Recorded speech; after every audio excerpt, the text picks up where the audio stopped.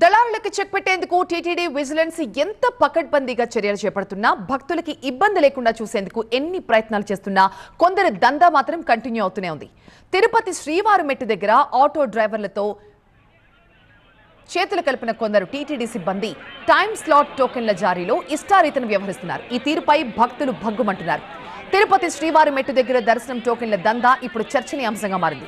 అక్కడ time slot దర్శనం టోకెన్ల కోసం భక్తులు పడుతున్న అగచాట్లు అన్ని కావు. గంటల తరబడి క్యూ లైన్లో ఉన్న దళారులకే టికెట్లు దక్కుతున్నాయని భక్తులు ఆగ్రహాన్ని వ్యక్తం చేస్తున్నారు.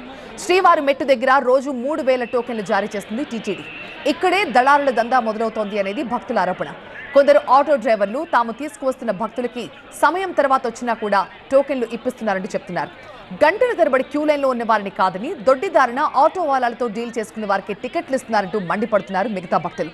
భక్తుల్ని కంట్రోల్ చేయడంలోనూ క్యూ లైన్ల ఏర్పాట్లలో కూడా చాలా లోపాలు ఉన్నాయంటూ విమర్శిస్తున్నారు. కేవలం 10 ఆవులతో డైరీ ఫార్మింగ్ చేస్తూ ప్రతి నెల లక్షల్లో సంపాదించవచ్చు. అది ఎలాగో నేర్చుకోవడానికి ఇప్పుడే ఫ్రీడమ్ యాప్ని డౌన్లోడ్ చేసుకోండి. కొందరు టీటీడీ సిబ్బంది సహకారంతో ఇక్కడ ఆటో డ్రైవర్ల ఆగడాలు కంటిన్యూ అవుతున్నట్టుగా కనిపిస్తోంది. దీనిపై నిలదీసినా తమకు సరైన సమాధానం రావడం లేదన్నది భక్తుల మాట. వీకెండ్ సెలవుల రోజుల్లో తిరుమలకి భక్తులు పోటెత్తుతారు. శ్రీవారి మెట్టు మార్గం మీదుగా కొండకు వెళ్లేవారు కూడా ఎక్కువగానే ఉంటారు. తెల్లవారుజాము నుంచి సుదూర ప్రాంతాల నుంచి వాహనాల్లో శ్రీవారి మెట్టు వద్దకు చేరుకుని నిరీక్షించినా ముందుకొచ్చిన వారిని కాదని ఆటోల్లో వచ్చిన వారిని టికెట్లు ఎలా ఇస్తున్నారంటూ భక్తులు ప్రశ్నిస్తున్నారు.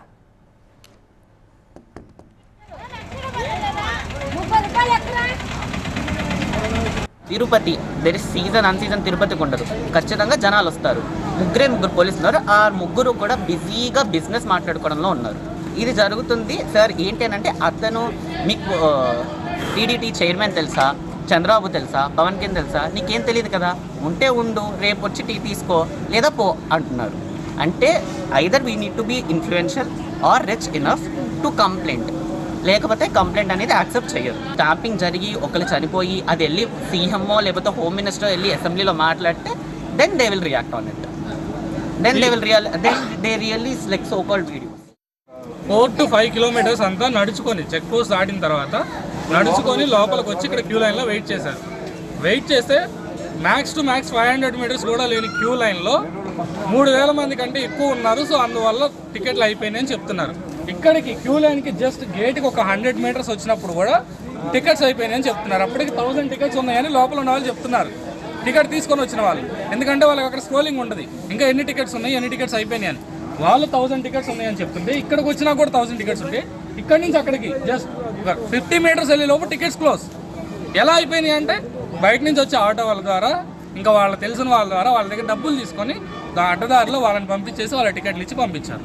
బ్యాక్ సైడ్ నుంచి సైడ్ నుంచి పోలీసులు ఉండి కూడా ఏం చేయలేదు. కనీసం పోలీస్ ఆర్ సెక్యూరిటీ హూఆర్ కనీసం ఇక్కడ పట్టించుకోని కూడా